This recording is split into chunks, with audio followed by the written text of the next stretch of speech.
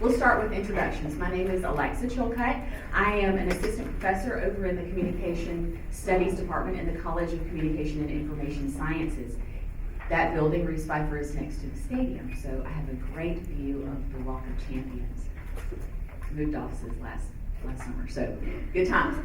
But I am the director of the public speaking program, but I also teach a graduate course called Organizational Assessment and Intervention and some other graduate courses as well as undergraduate courses.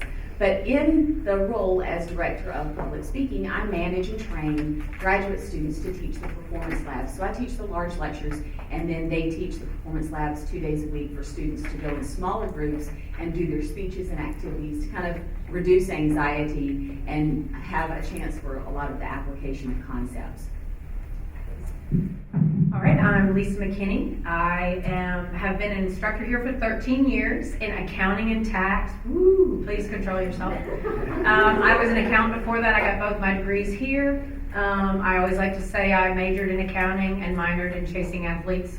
Okay, I didn't catch any. Married an orthodontist, but I have 3 little children, and I love teaching. It's so much fun. I just got back from Connecticut visiting my Yankee family, and I like to tell people there were 2 career paths in my family, and literally they were accounting or being a clown.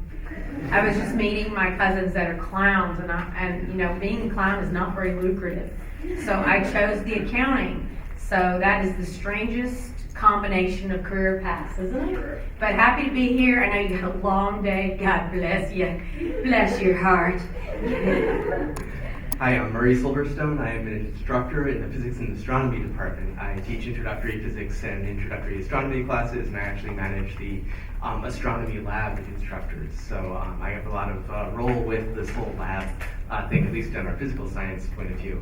I'm going to jump right into my frame for how I want to try to frame my 3 tips, or at least 3 categories of advice, and then we'll see how that goes. But I always start, and Lisa and Alexa know about this, with my layer cake. I have a 3-layer layer cake. Everyone loves cake, right? So I'm going to try to put that frame for what I think the best practices and best ideas of what to do in lab instruction. And I'll just start very briefly with that top layer. Now think of this top layer as an analogy with the university, with the professors you're working with the grading of the students and all those things that are on your back of what you're going to be doing as a lab instructor. And I'll talk a little bit more about how that fits in with the other layers, but yeah, one piece of that is going to be professionalism. I know we're all going to hit on the idea of professionalism, but think of yourself as the university's representative and worker for your students in your labs. So we'll start with that. All right, so I have 3 points, and as you'll see, they will all feed into each other. But I kind of have 3 P's, even though the third does not start with a P, it has P's in it. So we have preparation, professionalism, and approachability. And so I think for being a lab instructor, those are the 3 things that you really have to think about as far as understanding your framework, as well as Murray's cake. Okay, first of all, you have to be prepared. You all are intelligent, or you wouldn't be here. I'm guessing. But how many of you have had lab instructors or professors or instructors who were brilliant in their topic, but could not communicate that? Anyone? Anyone? Yes, I see lots of hands. All right, how many of you have had professors that you didn't understand when you're sitting in the lecture, where is this lecture going? Or that you felt, yes, more hands, or that you felt, while they may have known the material, they were not prepared for lab or class. How does that make you feel as a student?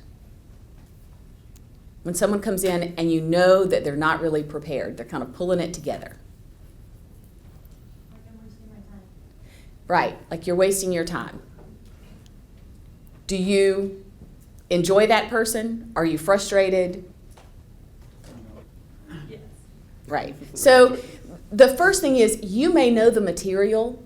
You may be teaching an introductory astronomy lab, and that's your field. So that information is kind of common sense to you. Or accounting 101. But you have to prepare how you're going to structure that information to be able to present it to your students. if you're not prepared, then you cannot really be professional. And so everything that I'm going to talk about is kind of going to build on each other. All right, over to Lisa. All right. The theme is P. Okay. First of all, he likes cake. I'd like to compare a lab to a beer. No, I'm kidding. Okay. Or a shot. First you have the frog. No, I know, exactly. That's right. I love Murray and his cake. He keeps saying he's going to bring in a cake, and I'm a cake person, so I'm waiting for your cake, dude. But we'll go with the P's. I'm Okay. piggybacking on you. All right. And I'm going to make my P passion. I'm going to say that I think the most important part of being a TA is bringing that special part of who you are and why you like your subject to the class. And some of you are going to be quieter than others. Some of you are going to be louder than others. Passion doesn't have to be loud and obnoxious. That's just the way I choose to do it. Passion can be just a quiet intensity, a sharing. So I guess I want to say, bring who you are to the classroom and share it. And not to say you might not be regretting some of the sharing, but being you and bringing it out to them. Think about your classes. And when you were able to connect with someone teaching, that was a special class to you. You love your subject. I don't know why you would love astronomy, but some people do, okay? And so share why you love, when I was 3, I would look at the Big Deep, and whatever that emotional story is, because you're going to connect with some people. If your way is humor, use humor. If it's not, if it's real world stories, maybe you're into history and you want to say, man, do you know what's going on in the Dominican Republic right now or something? Share what you love. So that's my P, I would say passion. And don't be afraid to be who you are. And it doesn't have to be a person that jokes around or is talky. It could be someone that's just quietly serious about the constellations. Turn it over to Murray. So, show of hands, anyone see any meteors last night? Yeah, hey, we got a couple. All right, so there is a big meteor shower going on now, so just in case, for anyone who is not into astronomy. So let's see, I wanted to touch one more detail on the top layer of professionalism, and that has to do with something I think is really simple idea, but I think it's very powerful. Do not, in your labs, do this. I mean, it's really, if you want your students to be on task, that means you have to be on task, right?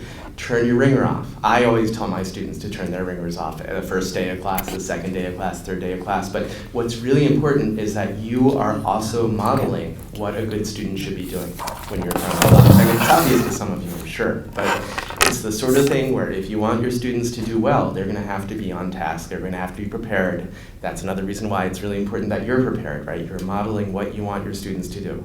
Let's hop down my layer cake to the bottom layer. Guess what that is? Those are the students. So the ones you're teaching, the ones that you're evaluating, the ones that you are responsible to get a good grade, or at least a grade that shows what they understand. So the key there is to set expectations and also think from their point of view what is going to go wrong.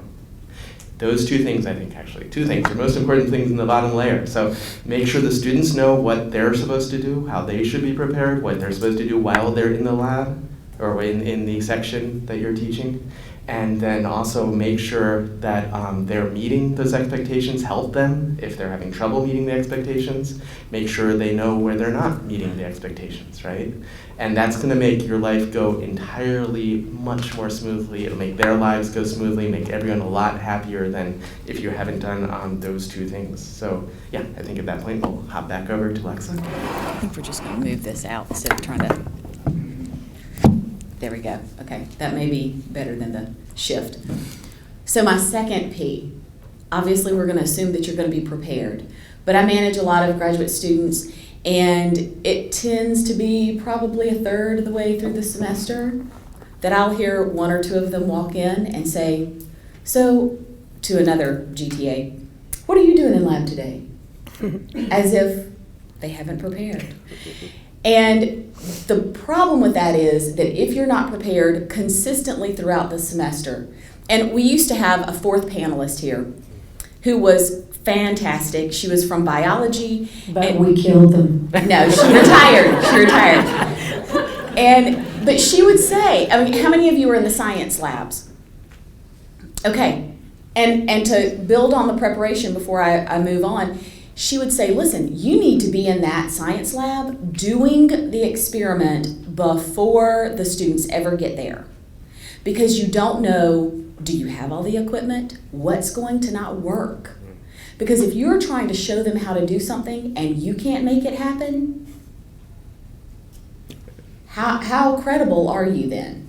So get there ahead of time. For me in public speaking, there's so many people that are in that lab before that fourth GTA of the day gets there, that somebody has messed around. Could be the science equipment. For us, it's recording equipment because we record student speeches. Somebody's monkeyed with the angle of the camera in the last class, and now they can't get it to turn on the right thing. So get there early, prepare, make sure that things go smoothly, because everything that you do, that whether it's your mistake or not, or the materials there, or the resources are there or not, it kind of chips away at your credibility, which rolls into professionalism.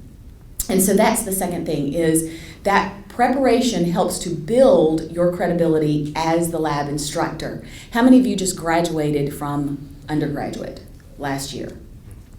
Okay, what's wrong with that? What are you worried about? I'm going to know someone in my section. Okay, so she said that I'm going to know someone in my section. How many of you came to the University of Alabama for undergraduate? Okay. So there's a differential there that you have to create, because you might not be much older than the people in your lab.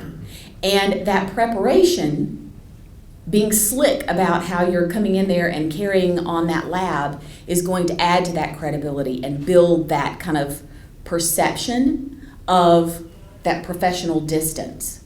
So I'm going to come back to professionalism in a minute, but realize how preparation builds the foundation for professionalism. All right, I'm going to do another P. I'm just winging it here, but Murray has 9 pages of notes, and I'm just pulling things together as we go. But know your place. Know your place. And what I mean by that is know what you are responsible for, but not responsible for. And here's the good news. At the end of the day, it's our problem at the end of the day. If somebody does not like a policy, your place is to repeat it. And sometimes it's kind of fun just to go, let me read from the syllabus for you again. There are no makeups of quizzes under any circumstances at all. And then they're like, me, that policy's terribly. I'd like to give you the email address of Lisa McKinney. Do you see how you have the perfect role if you play it right? You can just, if they email you complaining, edit copy, edit paste, right? And you can just say, and then they're like, it's terrible. Just, you know who to talk to. You don't have to defend the policies. Isn't that nice? Okay? But you don't have to make them up. That's the great thing. So know your place in that you actually have a really good place to be. You can even, I'm okay with this sometimes, you can roll your eyes at who you know her. I'm okay with that. If you want to be, I understand you're very frustrated, but you need to email them. So know your place. Maintain your authority because you are someone to be respected, but at the same time, you have your buddy you can throw it off to, which is us. We wrote the rules, and you don't have to take a lot of the garbage. We get paid more than you do to take the garbage. True. All right, so maybe I should continue with peas. How about a poppy seed cake? Like that? Okay, so the middle layer. Finally, get to this third layer, or the middle, the in between. That's the pedagogy. That's what you're doing to connect the grades in the university to the students. And this is something that in many cases, it's been done before you. You know what to do. You're given a list of stuff. And it's also a place you can experiment. Now, if any of you are considering to go on in academia, many of you, this will be your only experience teaching before you start to apply for a faculty position. So if you get some flexibility from the professors, the lecturers on top who are directing you, make an experiment out of it. See what works, see what doesn't. We found that a lot of research has taught us, especially in physics and astronomy, interaction is critical. Well, labs are natural places for interaction, but try to play with that. Try to figure out how you can get students to talk to you, get students to talk to each other in small groups, get them to talk to the whole group. Now, that's of course the nature of some of the labs, but in the sciences, students usually work in small groups, so get them to break out of whatever walls they end up in that interaction. let's see, experiment, experience teaching. I know I had one more thing in here. And that basically has to do with describing things in your words. You are closer in age to most of your students, right, than we are, than the faculty in the class. You speak a language that is more natural to the students than we do. So that's one of the roles you can play that's absolutely critical, is to translate things from us to something the students are going to have a better chance at understanding. And remember, we, as the faculty, came, and actually most of you, graduate students, came from the upper levels of the similar classes that you're going to be teaching. We're trying to reach everyone. So you're going to want to think about how you learned, and then think about how students who don't learn as well as you do might learn. So again, language can be so critical to that. Okay. I don't know whether to go on with professionalism or kind of keep in line with what Murray's saying. Interactivity is crucial.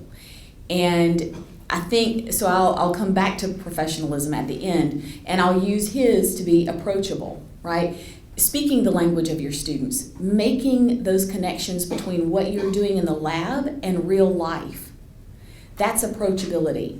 But it's also, hey, I'm a person too. Now you have to set that standard for professionalism, which we'll get to, but that you are someone that they can come ask a question to. You don't want to really build a rigid wall between yourself and them. You want to make as many things as applicable and approachable as possible. For public speaking, I would say when we do activities or I do concepts in large lecture, then what we're trying to connect with the students on is, hey, this is how you're going to use this in real life.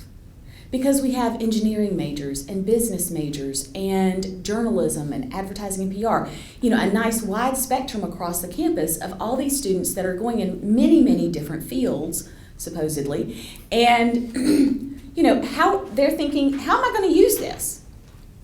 Why does this matter?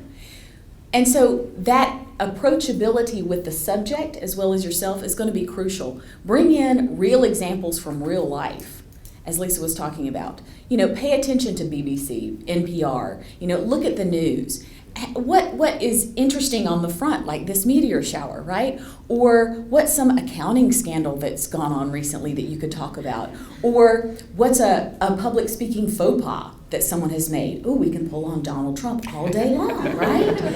So, think about how you can make the subject interesting and applicable, but you as a person also approachable to them, so that when they're confused, they don't understand, you should be that first conduit. As Lisa was saying, we're at the top, but you should be that person that they feel like I can come to them and ask, okay, I really don't understand this. Can you stay for 10 minutes after lab and help me? Or is there a time that you have office hours that I could come and you can help me work this problem? So approachability is key as well. Okay. All right, mine's kind of out of left field a little bit, but I think it's important to say, and that is have a tough skin a little bit. You're going to get some people that are difficult people. You're also going to have people completely asleep, completely in REM sleep while you are speaking. It is unbelievable sometimes. And you get to maintain how you want to run the classroom. Frankly, I like to go over to the person and mess with them a little bit while they're sleeping, because I know I will be seeing them next semester. In accounting, if you're snoozing through class, you're not going to make it. So people are going to do things that, if you're sensitive, are going to hurt your feelings. People are going to criticize you a little bit. You're not going to get as much as we get, okay? But I read Yik Yak, and sometimes I'll be like, what? Okay, y'all are mean, okay? And do not Google your name, okay? It doesn't happen a lot. Most people are pretty decent. But what can happen is, I've had TAs that one person said something and they're crushed. Who cares? You maintain who you are, have confidence in what you're doing. And here's another thing. Share those stories with other TAs. Have a sense of humor about it. I've had them do that sometimes. You're not going to believe what this girl just said to me. Kind of just take it with a grain of salt and develop a little bit of a tough skin, because guess what? When you're a leader out in your career field, people are going to be criticizing you, right? The only people that do not get criticism are people that are hiding in a closet completely by themselves. And after 13 or 14 years, I have heard it all about myself. My favorite is after my second baby, on Rate My Professor, I was told that I just can't lose the weight from the second baby. And that was really important that that be in my Rate My Professor. So I've let that go. But you're gonna get some of that garbage. Yeah. So true. Okay, so now that you all have tough skins, get your forks out. We have a tender cake to bite into, okay? So we're going to fix a few of the layers here. One of the, again, best pieces of advice I could give is when I was first a teaching assistant, I didn't really have a guideline to go through. We just had recitation sections in astronomy. I went to the lectures that the class that I was a recitation section for, and I found that was incredibly valuable. It's time, right? But that's time that's well spent. You can see who's paying attention to what the professor said that may be wrong or at least confusing, and make notes, and that's something you can use in your sections, in your labs, in whatever interaction you're having with the students to help them, to get them to get over hurdles that you can spot, but they can't spot. They don't yet understand what this information is. And another mixture, I would say, between maybe the bottom and middle layer here would be, it would be trying to teach students how to be good students. That, it turns out, is something that many of the undergraduates here suffer from. They don't know how to study, they don't know how to use a textbook correctly, they don't know how to manage their time in a way that you do know, because again, you're the successful ones, you're now going to be teaching. So try to do your best in spotting the kind of common pitfalls and use them, leverage them to help your students and to help the whole section go a lot more smoothly. So keep an eye out for those. They come up all the time. So just find them and experiment. Do what you think might help. Okay. Along those lines as well, understand what resources are on campus that can be a support for you and your lab. How many of you are teaching any kind of writing lab, anything that has to do with writing? Okay, so understand that you can also direct your students to the writing center that we have on campus. There's a math lab that is free for all the students to go and get help. In the College of Continuing Studies now we've created a speaking studio. We have a website. I'm going to be sharing that with you all this afternoon. So if there's a presentation that needs to be done, you as graduate students can do this as well. You can make an appointment and come and get help. So there are some other resources that you can tap students into if you don't want to just sit there and hold their hand. But I do believe in setting expectations and helping them, giving them the tools to do the best job that they can do. Now, I'm going to move into professionalism because that could be a whole different session all by itself all day long. We could talk about it. How many of you have ever Googled a professor? All right. Realize that after the first day of lab, whether it's Wednesday or Thursday or next Monday, they're going to know your name. And they're going to put it in Google or Bing or whatever else, Facebook. What are they going to come up with? Do not friend them. Tell them on the first day of class, do yourself a favor. This is the other thing I want you to do. I want you to dress professionally. I don't care if you don't need to, you should. Because you're setting expectations. 80% of a first impression is based on sight alone. I'll get into that this afternoon too. However, be prepared professionally. Walk into that classroom and look like you're supposed to be standing at the front, not sitting in the back. But go back and search yourself today.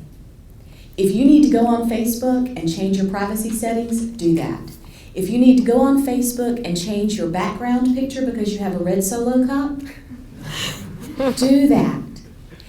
Think about how you're going to be perceived, whether it's really true or not.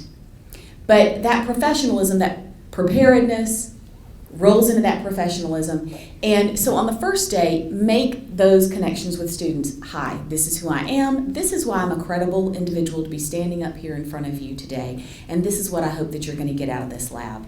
This is the way I want you to contact me at this email address. Do not give out cell phone numbers. Do not give out multiple email addresses. Tell them your office hours, because I know you all have to have some office hours. Tell them your office hours. Tell them your preferred email. But then also go ahead and put the disclaimer out there.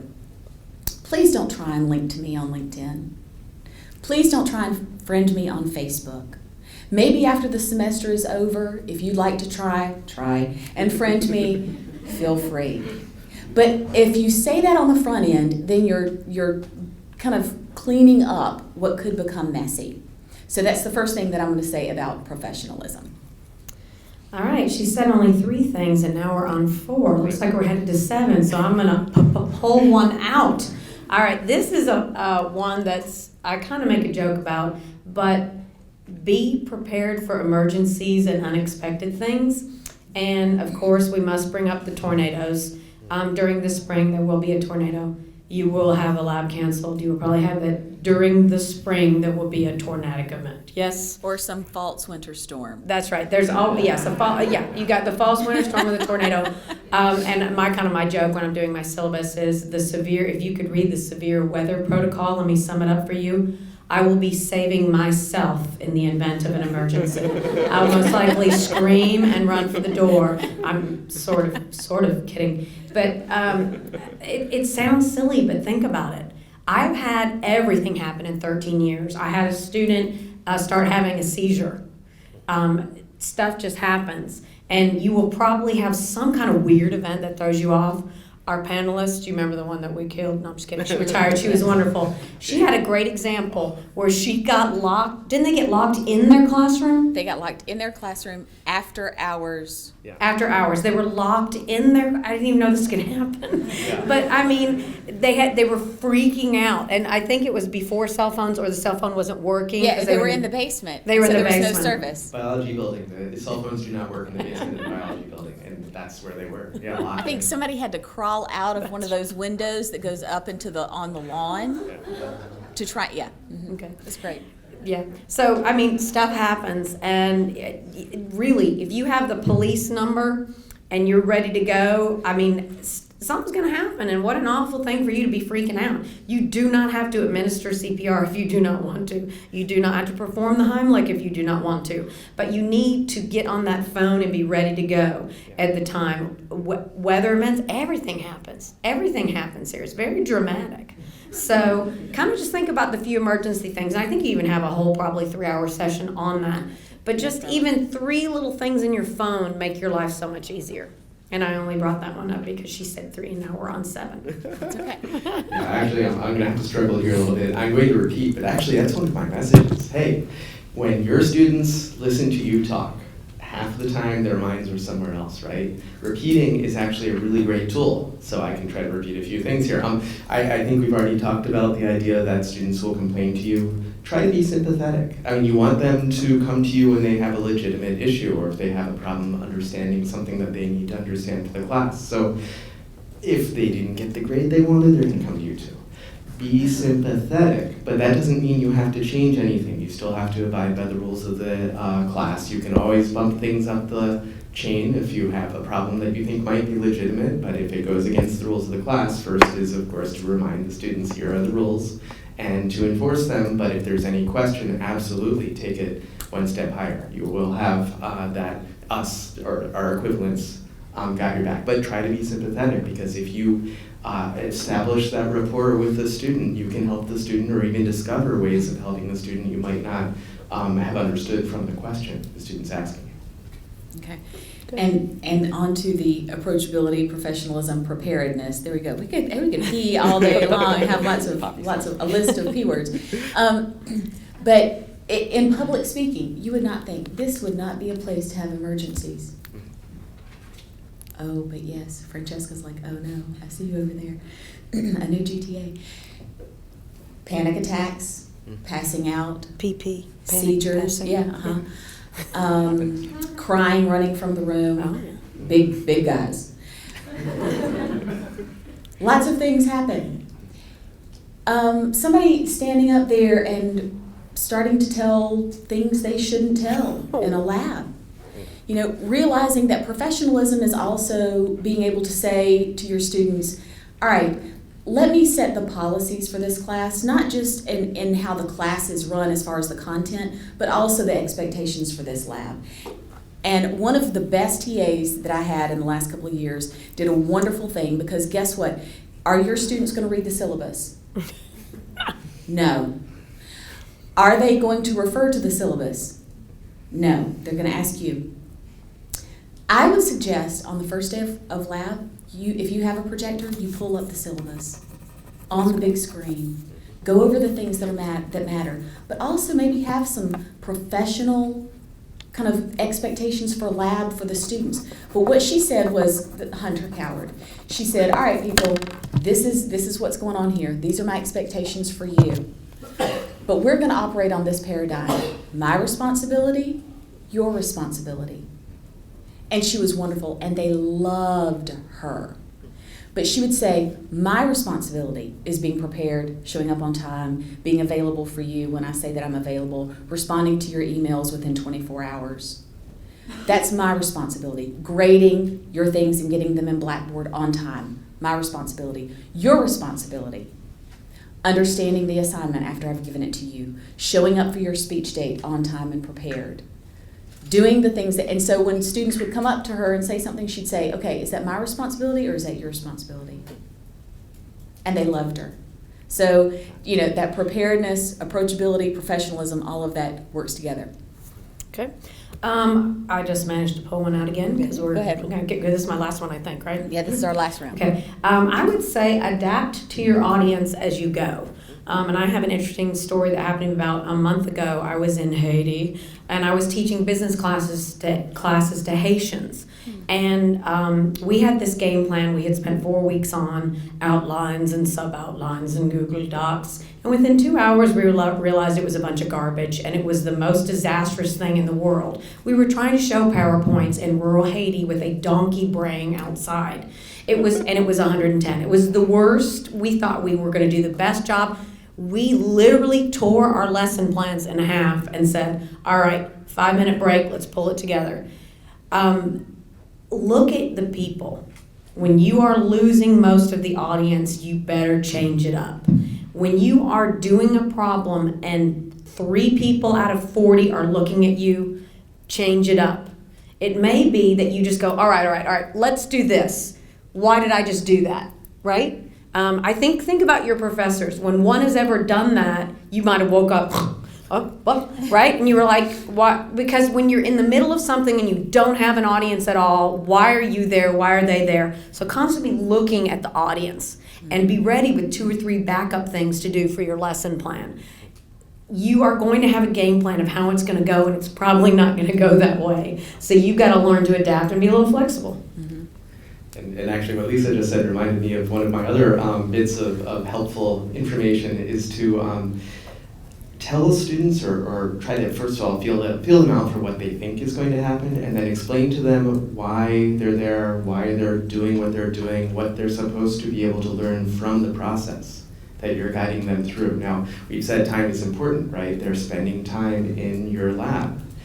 Try to make sure they understand why, and that, again, will smooth out so many problems that show up when students are just trying to get through the list of steps they're supposed to do and trying to get to the end and get on to partying before the football game or whatever is about to happen. Make sure they know that you know their time's valuable, but what it is that they're doing, why they're doing it, and what they're supposed to get out of the process that they've embarked upon. I think that's all I have at the moment. We could go on all day, but we are saving these last 15 minutes, which we are almost perfectly at, for you. So and there are no stupid questions. As you can tell, we're really uptight people, so there are no silly questions. So what questions might you have? I'll let you think about it. The other thing, don't be afraid of silence. When you ask a lab something,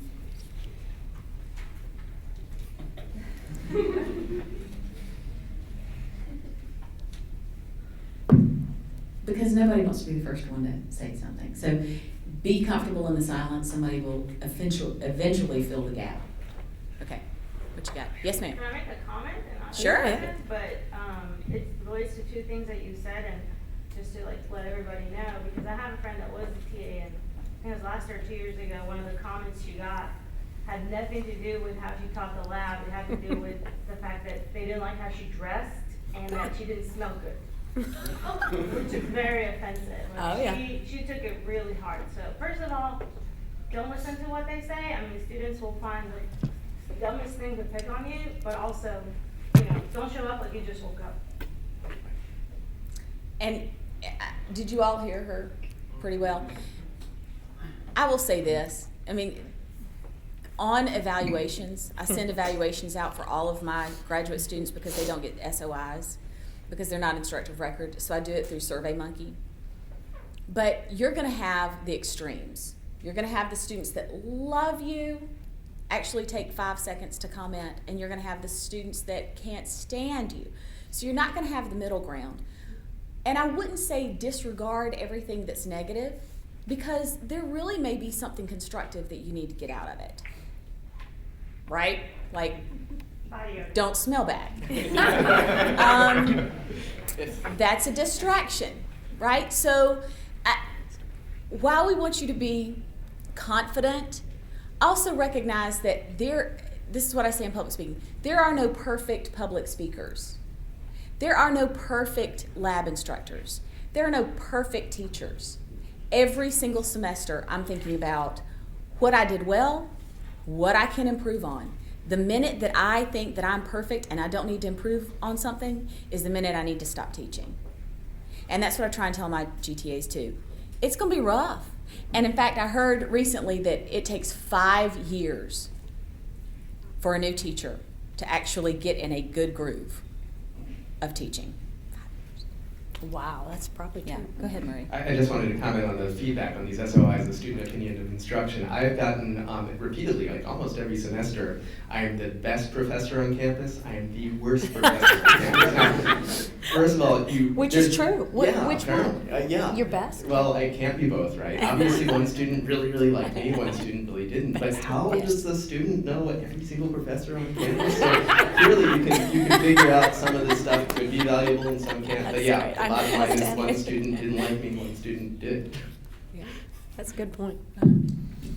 Yes.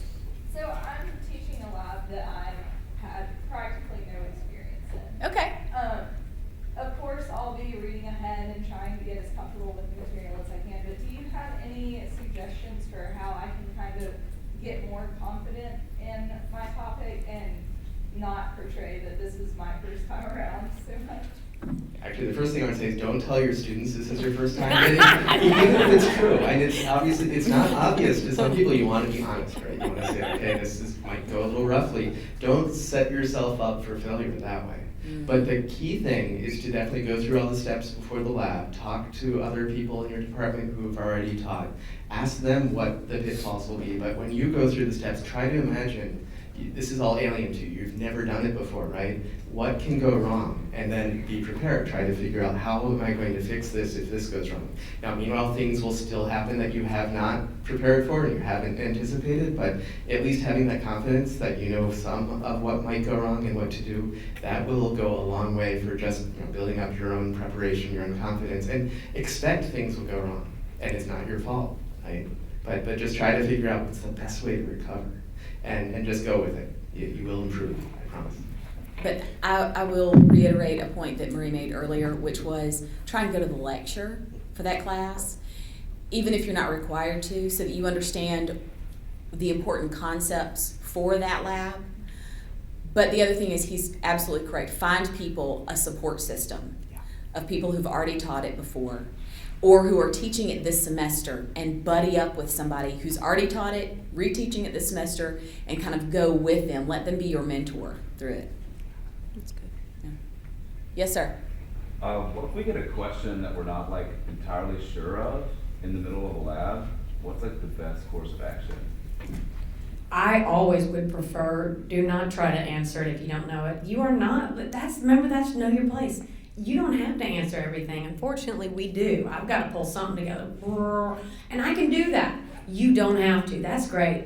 When you get in trouble? When you start going, making up something, and then the professor's mad at you because you sent them in the wrong direction. So I always remember that. I am not the be-all, buck stops here person. I have my job, and I am in the middle, conduit.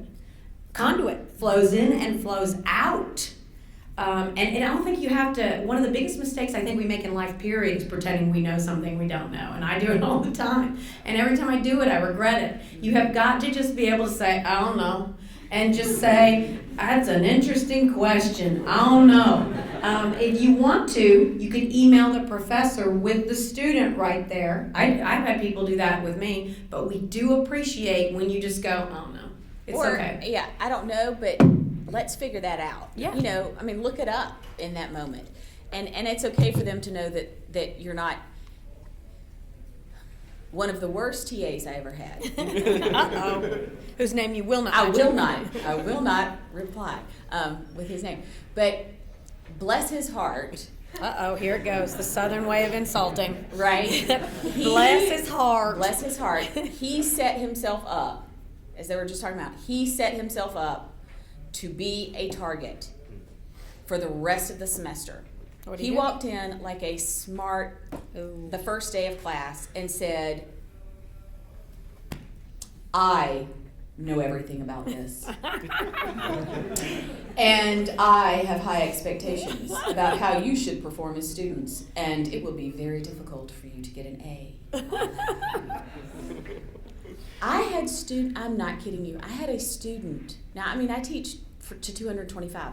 I don't know these people, unless they're sitting on the front row and come up and talk to me.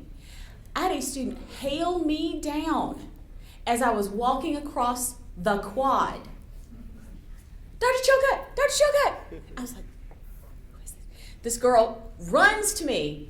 She's almost in tears because, you know, he had set himself up to be the expert, but everybody was then targeting him. He got the worst SOIs that I'd ever seen because they were always looking for the chink in his armor. And so it's okay for you to say, hey guys, yes, this is my field of study. I'm excited about teaching this lab. You know, if there are things that we have to figure out together, we will. It's going to be great. Any other questions? Yes. I really like the story that you told about your responsibilities, my responsibilities. Mm-hmm. I was thinking though, let's say A is your responsibility, B is my responsibility. What if there's like a C, you know, that it wasn't mentioned or spoken about at the beginning of the period, and then it's unclear. Okay, well, how would you handle something like that? Or should we be exhaustive in that list that we told? No. I mean, it's a process, right? Yeah. I mean, it's a process and a journey. We're gonna discover things along the semester that, oh God, let's figure out how we're gonna work this. And I think it's okay to be approachable in that way with your students. I got an example. One of Okay, those. great. Good. My syllabus is now 90 pages long, only because I feel I keep it's just getting insane. Wow. But this happened 2 years ago. We had a problem where students were talking in the lab during a quiz, whispering to one another. So then it all gets all the way to the dean's level, and their defense is, it does not say in the syllabus that you cannot whisper during a quiz. And I was like, you're right. It doesn't. So now that's in there bolded and underlined. But I mean, you see how I never would have thought that would ever be an issue in my entire career, right? And it made things more difficult. I wasn't ready. My syllabus is a complete dissertation. But there's something that comes up constant. There's always something. There's always something. And so again, remember you can push it up to us, right? There's going to be some unexpected. No talking during a quiz. I thought that was understood. What were you going to ask? I've been told that I'm going to be a geology case, and I've been told there's going to be a lot of people in my lab who are going to hate my subject, who are not going to care, who just want that easy A to pass. How do you handle that? Natural sciences requirement, yes. Yes. Physics and astronomy, well, astronomy especially. Just try to make it as fun for them as possible, but it's not your job to entertain them, but it helps. So that's sort of one piece of the puzzle. Bringing your interest and your passion will help a little bit too. But that is something you can say at the beginning. I know you're not all going to be geologists, but here's something that I found really cool when I started studying geology, and then try to capture their attention that way, and that will help. You're not going to reach everyone, but definitely that'll reach some people. And they chose to take this class on some level. So just try to work with them. Make it as interesting reasonably as you think you can. Alright, cool. I was one of those undergraduates actually here, and I took geology for my requirement, and I was an English major, and I was not interested in geology at all, but I had a wonderful professor in the lecture, and I had a wonderful grad assistant, and one thing that he did, and this is really stupid, but he made a lot of geology puns. You know, like you have the rock schist, that's a good one. There are a lot of puns. Like, please don't be late for class, you know. It's really super corny, but it really woke people up a little bit and got them interested. That's hilarious. Entertainment. Cute, cute. Okay, I saw a hand over there somewhere. That's great. Somebody? Questions? Don't be late for your first day. That was good. That was interesting. Gosh, just. Any other questions? We got 4 minutes. Come on. Something out there. There's got to be something. Yes, ma'am. If a student walks in 30 minutes late, and if they just woke up late, or if they are sick. Did you say if? Yeah. When? I mean, did you Yes. Yeah, go ahead. Should we just, I know like in public speaking, you're not supposed to let them in if someone else is already speaking. True. Or what should we say? You can still do your speech that day even though you're 30 minutes late. Someone else is speaking and you've already went through most of the other students. Yeah, well, okay, and we have our own orientation on Monday, right?